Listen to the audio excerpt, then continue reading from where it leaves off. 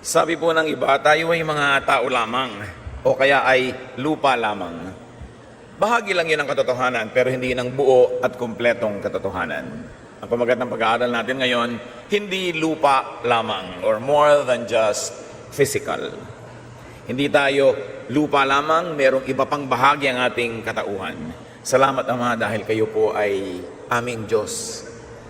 Kayo ang lumikha sa amin at kayo higit kanino man ang nakuunawa sa aming katauhan. Lalo nyo pang ipabatid sa amin ang hiwaga ng pagkakalikha nyo sa amin para lalo kami magkaroon, Panginoon, ng pagkaunawa kung paano kami makikipagtalastasan sa inyo. Patawarin nyo po kami ngayon sa aming mga kasalanan. Linisin nyo kami at kausapin ng tapatan. Kayo, Panginoon, ang siyang maging tunay na tagapangusap, tagapagsalita, tagapangaral. Gamitin nyo lamang inyong lingkod na daluyan ng inyong karunungan, ng inyong pagpapahayag. At nawa ang anumang mabatid namin ay maalala namin lagi at maipamuhay. Panginoon po, purihin ka sa iyong pangalan, palakasin niyo po ang aming katawan, patibayin ang aming loob, pagalingin niyo po ang aming mga karamdaman. At nang sa gayon, ang buhay na ipinahihiram niyo sa amin, lalo naming kakitaan ng kagandahan at kahulugan. Father, we praise you, we thank you, and we commit everything to you, asking you to give us a simple but powerful message. May you be the true speaker. Use your servant only as your instrument. In the name of Jesus Christ, our Lord, our Savior, we praise you, we thank you. Amen. I will be reading in Tagalog, but English translations or the English version, the contemporary English version will also be projected on one of the screens. Unang Tesalonica 5:23 mula sa ang bagong magandang balita, Biblia. Naway panatilihin niyang walang kapintasan ang buo ninyong katauhan, ang espiritu, kaluluwa, at katawan, hanggang sa pagparito ng ating Panginoong Hesukristo. May ibang mensahe ang verse na ito, subalit binanggit ang tatlong katangian ng ating katauhan. Ang katawang lupa, kaluluwa at espiritu ay magkakaiba, bagamat magkakasama sa ating katauhan. Magkakasamang bumubuo ng kung sino tayo sa ngayon. At sabi sa CEV, may your spirit, soul, and body be kept healthy and faultless until our Lord Jesus Christ returns. So spirit, soul, and body. Ang katawan ay ang makalupang bahagi ng tao. Galing ito sa lupa at ito ang magbabalik sa lupa kapag ito'y namatay. Mga ngaral 12:7 tungkol sa kamatayan, alalahanin mo siya bago manumbalik sa alabok ang ating katawang lupa at ang ating hininga ay magbalik sa Diyos na may bigay nito. Yung espiritu na galing sa Diyos ay tinawag naman ni Solomon na hininga, referring to the same substance that is of God, that came from God, the Spirit. Kaya hindi po tama kuminsan sabihin nyo, ay namatay na pala si Corazon, namatay na pala si Delphine. Ang dapat sabihin, namatay na pala ang katawan ni Corazon, ang katawan ni Delphine. Dahil yun lang naman yung namamatay. Ang kaluluwa ay ang pag-iisip, kaalaman, kamalayan. Ito ang pagkatao, ang personalidad na ayon at nagmumula sa isip o sa utak. Nalilito tayo kuminsan yung tungkol sa kaluluwa at espiritu dahil kuminsan pinagpapalit-palit yung gamit. Pero kung ating bibigyan ng technical na definition, katawan is body, soul is kaluluwa, at spirit yung espiritu. Yung kaluluwa, yung pagkatao, yung damdamin, yung mga paniniwala, mga inaasam sa buhay, yung mga ugali, na lahat yan brain-based. Nakabase sa ating alam at hindi alam, nakabase sa ating mga karanasan, lalo na nung karanasan nung bata pa tayo na makaukit ng malalim sa ating pagkatao. That is the soul. It is the emotion, the personality. And that too apparently dies with the body. And what is left for eternity is the spirit. The spirit that is from God and should return to God. Roma 12:2. Mag-iba kayo sa pamamagitan ng pagbabago ng inyong pag-iisip upang maunawaan ninyo ang kalooban ng Diyos, kung ano ang mabuti, kalugod-lugod, at ganap na kalooban niya. So ang pag-iiba dito, ano yung iniiba? Yung personality, yung soul, which is based on the mind, on the thought. Kaya sabi, mag-iba kayo ng pag-iisip. Pag iniba nyo ang inyong pag-iisip, ang paraan ng inyong pag-iisip, may iba rin ang inyong kaluluwa, ang inyong personalidad, ang inyong kakanyahan o identity. So merong katawan, merong kaluluwa or personality, at merong espiritu. Ang espiritu ay sa may likha at galing sa may likha. Kaya ang sabi sa Genesis 2:7, pagkatapos ginawa ng Panginoong Yahweh ang tao mula sa alabok at hiningahan niya yon sa ilong at nagkaroon ito ng buhay. Yung binabanggit ni Solomon na eto yung tao, merong espiritong babalik sa Diyos at merong katawang babalik sa lupa. Yun ang bumabalik sa Diyos, ang espiritu. O pwede natin tawagin siya ang bumabalik sa Diyos, yung espiritu, pagkamatay ng katawan. Job 33:4, ang espiritu ng Diyos ay gumawa sa akin. Buhay na taglay ko ay sa makapangyarihang Diyos nang galing. So ang espiritu ng tao ang talagang nakikipag-ugnayan sa Diyos, hindi ang isip lamang. Kung dadaanin sa isip o sa kaluluwa, sa personalidad, sa knowledge, sa kaalaman, kung dadaanin lang doon, hindi malulubos, hindi magiging ganap ang ugnayan at pag-unawa sa Diyos. At yan ang ugat ng lahat ng pagdududa tungkol sa Diyos.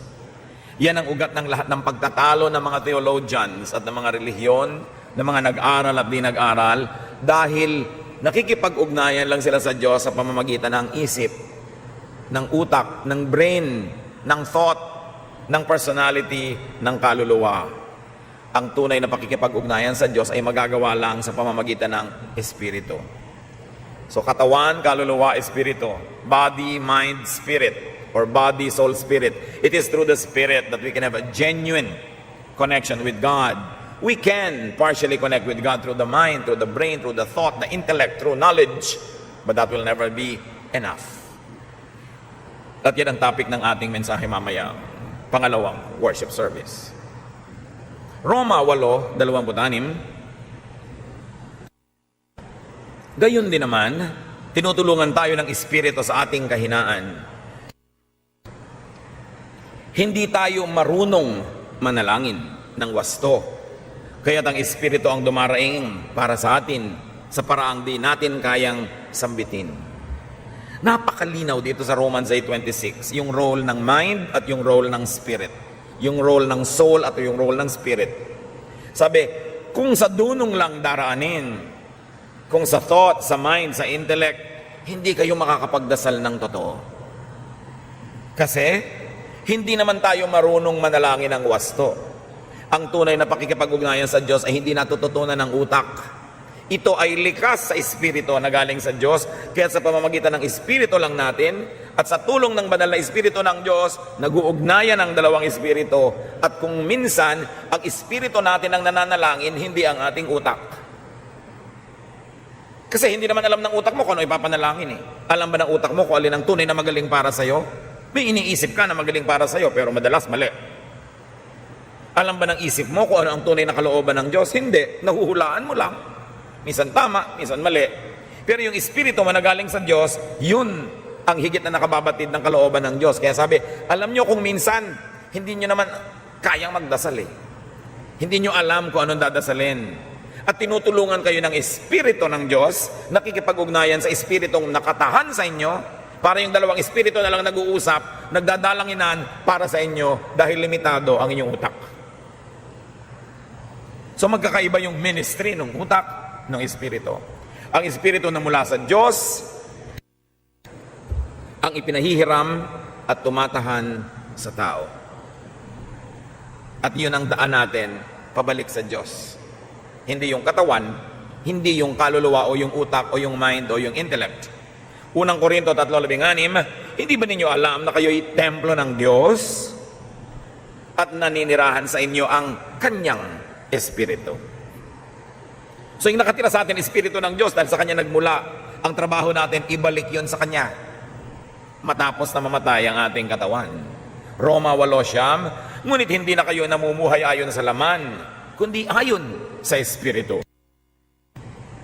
Sa katunayan, nananatili na sa inyo ang Espiritu ng Diyos. Kasi ang Espiritu ng Diyos na yun, dahil sa kasalanan natin, ay ating ginapos, itinaboy, pero sa muling pagkakakilala mo sa Diyos sa pamamagitan ni Jesus, nanunumbalik ang buhay ng Espiritu na yun. That's why you are born again. You have a new spirit. You are a new creation. At dahil doon sa iyong recreated spirit, sa iyong revived spirit, sa iyong restored spirit, babalik ka ngayon sa Diyos pag namatay yung katawan. Dinala ng katawang makasalanan, ng isip na makasalanan, ng espiritu na yun sa kapahamakan, pero binuhay muli ni Jesus pag tayo ay nagpapasakop sa Kanya.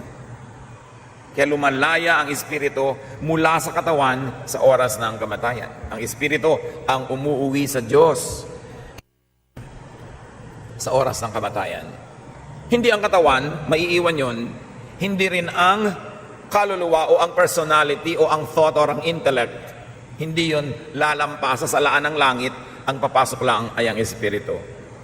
Mangangaral, 12:7, ulitin natin, alalahanin mo siya bago manumbalik sa alabok ang ating katawang lupa at ang ating hininga ay magbalik sa Diyos na may bigay nito. Kaya ang buhay dito sa lupa, sa katawang lupa, ay marapat na magugol sa pag-alala sa Kanya, sa Diyos. Sabi, alalahanin nyo ang Diyos bago kayo mamatay. Kailangan mangyari yun.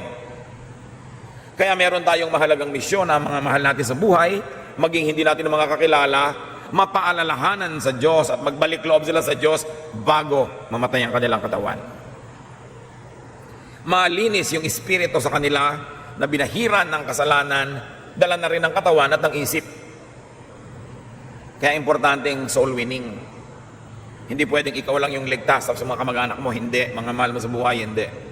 Yung mga hindi mo kilala, hindi rin ligtas. Hindi tayo dapat nakukontentong tayo lang ang nanunumbalik sa Diyos. Mayroon tayong misyon. Gawa 7:59. At pinagbabato nila si Esteban na nananalangin naman ng ganito, Panginoong Yesus, tanggapin mo po ang aking espiritu. Binabato yung katawan niya, alam niyang mamamatay siya. Sabi niya, tanggapin niyo po ang aking espiritu. Alam niyang maiiwan niya yung katawan. Pero ang espiritu, kailangang maitawid pabalik sa Diyos. Ang espiritu ang siyang walang hanggan. Mateo 4:4, ngunit sumagot si Jesus, nasusulat, ang tao'y hindi lamang sa tinapay na bubuhay, kundi sa bawat salitang nagmumula sa bibig ng Diyos. Hindi minamaliit o hindi binabaliwala ng Panginoong Yesus ang tinapay o bigas o anumang pagkain ng katawan. Pero sinasabi niya, huwag lang katawan ninyo ang pakainin ninyo. Meron pa kayong kaluluwa o utak o isip na dapat ding pakainin ng mga ideya, ng mga magaganda at makadiyos na isipin. At meron kayong espiritu na dapat pakainin ng pagkaing espiritual. Marami sa atin nagsisikap na magkaroon ng balanced meal, balanced diet. Pero balance lang sa physical meal. E paano yung intellectual, mental meal of the soul? At paano yung spiritual food? Sabi, nagsisikap kayong kumain ng pagkain para sa inyong katawang lupa. Mabuti. Dapat naman talagang alagaan ang katawang lupa. Pero hindi lang kayo lupa. Hindi lang kayo katawan. Sa katawan na yan ay may utak at sa loob ng utak na yan ay mayroong pag-iisip, may consciousness, may personality. At sa inyong kabuuan ay nananahan yung Espiritu ng Diyos na dapat ding alagaan, pansinin. Sa pakatuwid ay yun nga ang pinakadapat alagaan dahil yun ang walang hanggan. Ang katawan lamang ang binubuhay ng pagkain, sabi ni Jesus.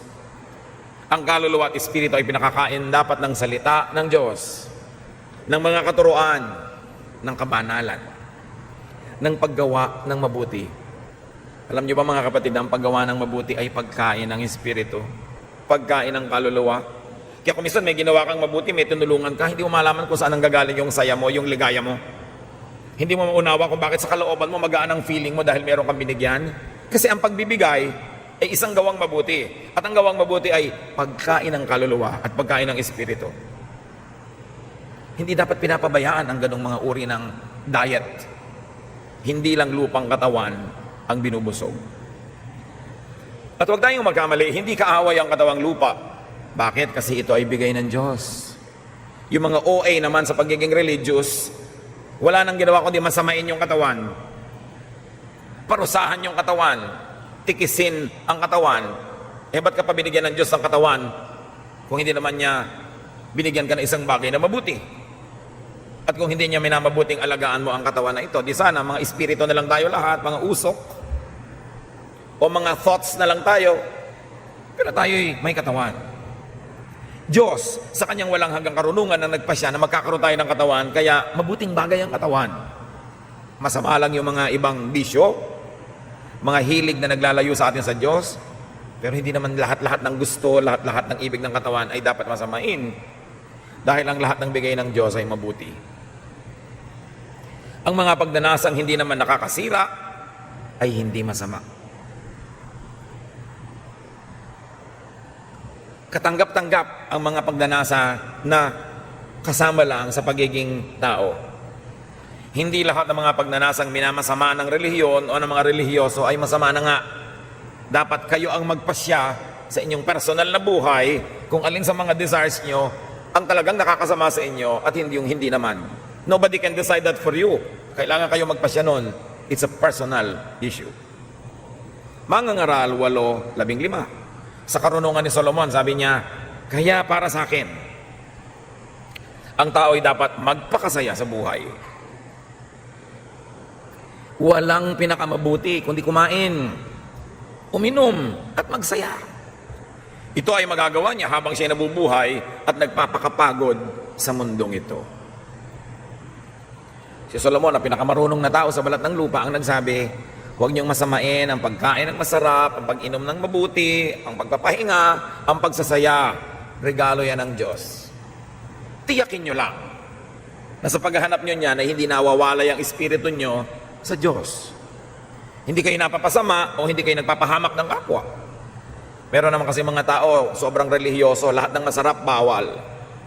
Lahat ng enjoyment, hindi pwede.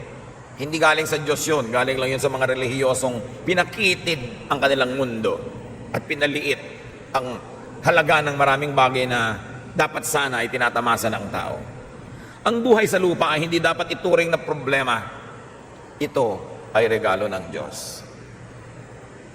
Huwag laging tanggihan ang katawan. Ang pagtanggi sa katawan ay hindi laging kabanalan. Ang paghahampas sa katawan at pagpapahirap dito sa ngalan ng Diyos ay hindi kalooban ng Diyos. Ang Panginoong Hesus na ang tumanggap ng lahat ng hampas. Ba't kailangan hampasin mo pa ang iyong sarili? Tularan ang halimbawa ng Panginoong Hesus.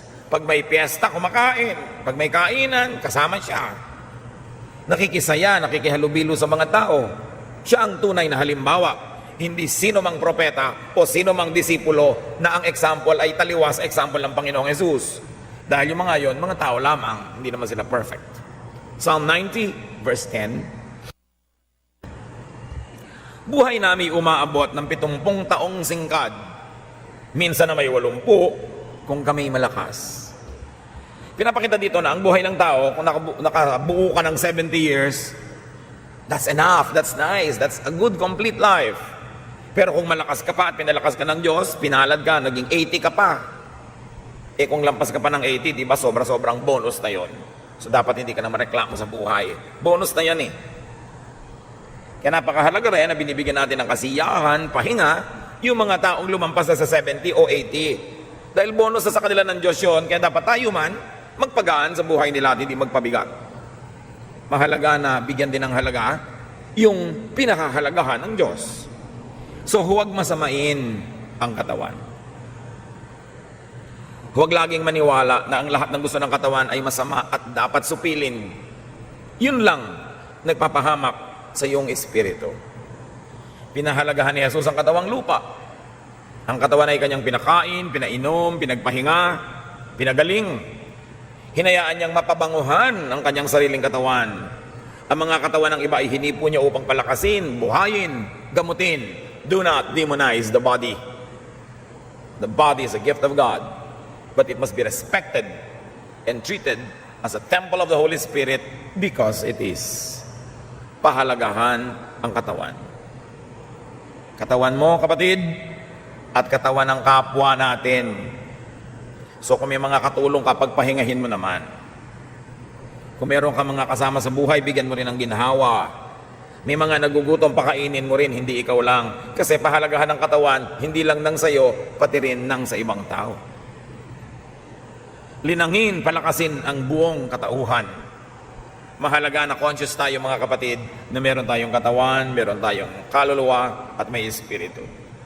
Lucas 2:52. Patuloy na lumaki si Jesus, katawan. Lumawak kanyang karunungan, isip, kaluluwa, personalidad, at lalong naging kalugod-lugod siya sa Diyos, espiritu, at sa mga tao, pakikipagkapwa. A very balanced growth. And Jesus grew in wisdom and stature, in favor with God and men. So the Lord developed physically, mentally, socially, spiritually. Yun tayo buong buo. Ang tunay na pagiging relihiyoso, pag-aalaga sa lahat ng aspeto ng ating katauhan. So lumaki, lumago, napuspos ang katawan, ang kaisipan, ang pakikipagkapwa-tao, at pakikisa sa Diyos ni Jesus. Isang magandang halimbawa sa atin. Samantala, ang kaluluwa at ang espiritu ay marapat ding pakainin tulad ng ating binanggit. Ano po ba ang pagkain ng kaluluwa? Ano ba ang magandang pagkain ng isip? Ano ba ang pagkain ng espiritu? Pakainin ang kaluluwa ng magaganda at mabubuting isipin. Hindi nyo naman siguro sasadyaing kumain ng lason. Liban na lang meron tayong kind of insanity that people who kill themselves do. Hindi nyo papakainin ng sarili ng lason. Makakita lang nga kayo ng ipis o kaya sa lagubang o butiki sa kinakain ninyo, di ba titigil kayong kumain, at kung restaurant yun, magre-reklamo kayo kasi ayaw nyo kainin yung butiki. Sabi na iba, liban na lang may hika. Pero ang point, hindi kayo kakain ng marumi. Nakita niyo yung pagkain nyo, nalaglag sa sahig, tapos kinuha uli ng waiter, ibinilig sa plato nyo, kakainin nyo ba yon? Hindi nyo papakainin ng marumi ang inyong katawan. Pero bakit natin pinapakain ng marumi ang ating isip? May magdadala sa'yo ng chismis, bukas na bukas yung tenga mo. Hindi mo ba alam na kumakain ka ng marumi? At ang kumakain, hindi ang iyong katawan. Ang iyong isip, ang iyong kaluluwa. Kwentuhan kayo ng kwentuhan, puro yung mga nakakatakot, puro mga sakit, puro nakakapagpahina ng loob, nakakapagpagalit. Lason yon. Kaya kung paano ka tumatanggi, na yung bibig mo ay lumulon ng lason, tumanggi ka na yung tenga mo, tumanggap ng lason, patungo sa iyong isip. Tumanggi ka dapat na yung mata mo, makakita ng mga bagay na gumigising lang sa iyong mga makalupang damdamin na hindi mo naman pwedeng gawin, pinapahirapan mo lang yung loob, nilalason mo ang iyong isip, sinasaktan mo ang iyong espiritu.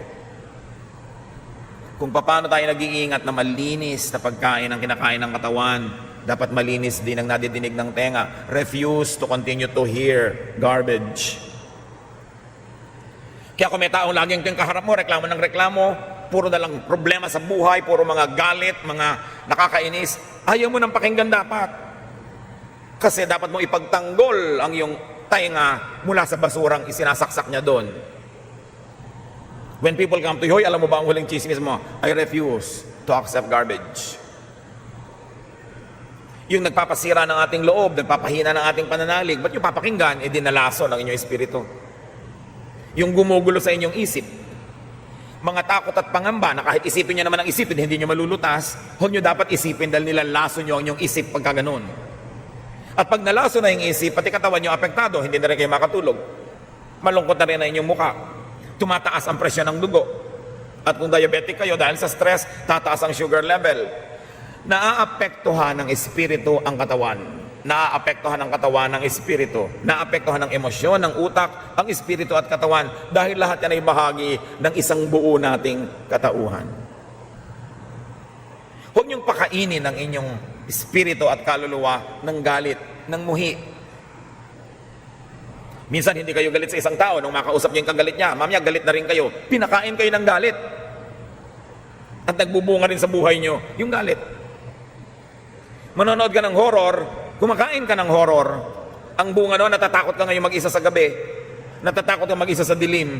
May bunga sa iyo dahil kinakain mo. Ano ang dapat pagkain ng kaluluwa? pag-ibig,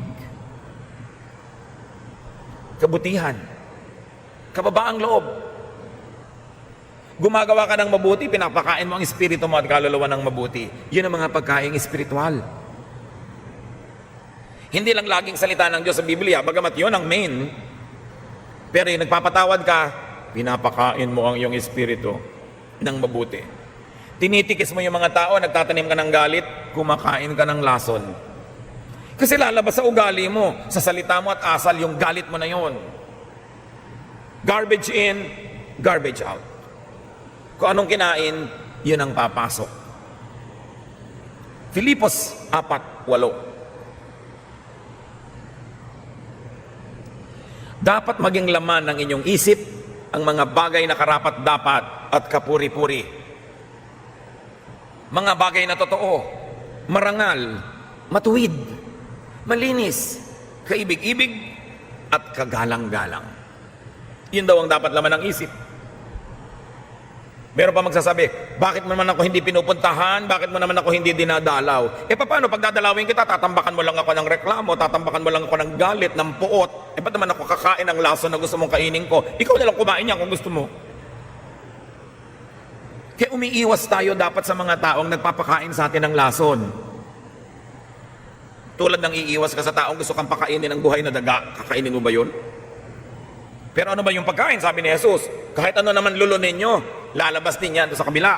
Sabi ng Panginoon, hindi kayang parumihin ang inyong espiritu ng anumang kakainin ng inyong bibig. Pero yung kakainin ng tenga nyo, yung kakainin ng mata nyo, kayang dumihan ang inyong espiritu. Mas pinag-iingatan yon dahil higit na mapanganib. Kung ano ang marinig nyo, kung ano ang pag-usapan ninyo, yun ang inyong magiging isipin, asal, kilos, katauhan, buhay. Kayo mga magkakamag-anak, magkakaibigan, magkakapitbahay na chismisan ng chismisan, ang buhay nila puno ng gulo, puno ng mga tampuhan, iringan, galit, kasi yun ang kinakain ng kaluluwa nila araw-araw. Ito yung magkikita-kita, pag-uusapan yung kapintasan ni ganon, yung reklamo kay ganito, yung galit ng 10 taon na, huhukayin muli sa libingan at bubuhayin muli, so galit na naman. Samantalang, ang tagal na nun. Ang dali-daling lasunin ng espiritu at pinaglalaroan tayo ni Satanas. Kaya dapat mulat, gising. Sasabi mo, I refuse to talk to you because you will poison my mind. I refuse to participate in this discussion. I refuse to watch this movie. I refuse to sing this song. I refuse to join this group because they're forever gossiping. They affect me. They poison me. As much as you protect your stomach, you must protect your brain and your mind, and you must protect your spirit. Dahil hindi ka lupa lang. Ikaw ay kaluluwa at espiritu. Huwag pakainin ang kaluluwa ng kaguluhan at kabagabagan. Pakainin ito ng kapayapaan, ng panalangin, pagpapatawad, pag-asa, hindi ng kawalang pag-asa. Pakainin ng positive, hindi ng negative. Napipili naman natin yun eh. Pero madalas, nalalaso natin ang isip at puso at kaluluwa dahil hindi tayo nagbabantay. Mangangaral, 11-10, iwaksi mo ang alalahanin at mga kabalisahan. Pag may mga tao na kasimangot o puyat, ba't di ka nakatulog? Kasi balisa ako. Ba't ka balisa? Kasi nag-isip ako ng mga nakakabalisa. Kaya naman pala.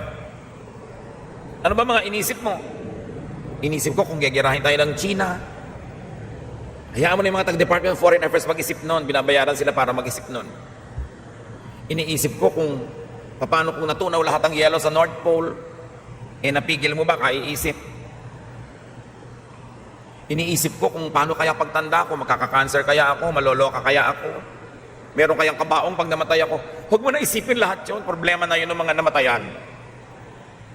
Isip ng isip ng isip. Ang tanong mo, nakabuti na ba sa'yo kaiisip mo niyan? Hindi. Ano nangyari? Tumamlay ka, lumungkot, natakot. Ba't di ka nalang mag-isip ng masaya? Mag-isip ka ng mabuti, ng maganda, sabay iwaksi ang mga kabalisahan. Para pag nakakita kayo ng kamag-anak na mangungutang, dumarating, nagsasara kayo ng pinto. Walang tao. Ganon din dapat pag may dumarating na chismosa, may dumadating na reklamador, may dumadating na sisira ng inyong loob, o kayo mismo nagsisimula mag-isip ng mga nakakatakot, pagsarahan nyo ng pinto. It's a choice. You are your choice. Huwag mong sisihin ang mga Hapon, ang mga Kastila, ang mga Amerikano, ang mga Russian, ang mga North Korean. Kayo ay dahil sa inyo. Ganyan ka kasi ganyan ka mag-isip. Natatakot ka kasi matatakotin ka mag-isip. Magagalitin ka kasi ginagalit mo ang sarili mo. Mapait ang iyong buhay dahil pinapapait mo. Walang ibang pwedeng sisihin. You are your thoughts. Kaya sabi, be changed by the renewing of your mind. Ang pagbabago nagsisimula lang sa pagbabago ng paraan ng pag-iisip. Dahil lahat tayo, anuman tayo ngayon, bunga ng ating pag-iisip. Kaya kailangan maging mapagbantay. Lason sa ating espiritu, katawan at kaluluwa ang mga alalahanin at kabalisahan. Matuto tayo magtiwala sa Diyos. Nagtatalastasan ang katawan, ang kaluluwa at espiritu. Ang sakit ng isa ay iniinda ng lahat. Kaya maging isang ganap at balansing tao. Tulad ng kalooban ng Diyos ang tayo ay nilikha. Hindi puro lang katawan, hindi puro lang isip, hindi puro lang espiritu. Lahat, sama-sama. Kasama yan sa ating katauhan. So alagaan ang katawan, ang kaluluwa at ang espiritu. Huwag saktan at sirain ang kaluluwa sa pamamagitan ng katawan. Huwag saktan ang katawan sa pamamagitan ng kaluluwa. At huwag saktan ang espiritu sa pamamagitan ng katawan at kaluluwa. Hindi ka lupa lamang. Nananahan sa iyo ang espiritu ng Diyos. Isang malaking pribilehiyo at isa ring malaking responsibilidad. Igalang ang sarili. Igalang ang iyong utak, huwag tambakan ng mga lason. Igalang din ang kapwa, huwag silang tambakan ng lason. Alam niyo yung mga taong walang galang, pagdating nila sa iyo, pagdapo nila, itatambak nila sa iyo lahat ng problema nila, lahat ng mga iniisip nila, lahat ng galit nila. Wala silang galang sa iyo. Ang linis-linis ng swimming pool mo, hahagisan nila ng basura. Ang linis-linis ng bahay mo, gusto nila magkalat doon. Yun ang gustong gawin ng mga taong tuwing lalapit sa iyo, may ibinubulong, may sinasabi, may reklamo, may galit. Wala silang galang sa inyo, sinisira nila kayo. Hindi dapat payagan. Igalang ang sarili, igalang ang kapwa. Live your life. And when you die. Because your spirit will go to God. But live your life well. Life is not a problem. It is a gift of God to be enjoyed. Salamat, Panginoon, dahil kayo'y Diyos na mabuti. Diyos na nagbibigay sa amin ng espiritu, ng kaluluwa, ng katawan. Turuan mo kaming igalang yung intensyon nyo sa amin. Ipakita mo sa amin, Panginoon, kung paano namin igagalang ang aming kapwa. At turuan mo kaming turuan sila na igalang din kami. Lord, salamat po sa pribilehiyo ng buhay. Nawa, sa 70, sa 80, sa sobra o kulang ng mga taon na ibinibigay mo sa bawat isa sa amin, maipamuhay namin na may katapatan sa inyo. Kagandahang loob sa kapwa-tao at pagmamahal din sa aming mga sarili. Pagbulay-bulayan natin mga kapatid ang mga araling ito at nawa mapalaya tayo sa mga laso ng katawan, laso ng isip at laso ng espiritu.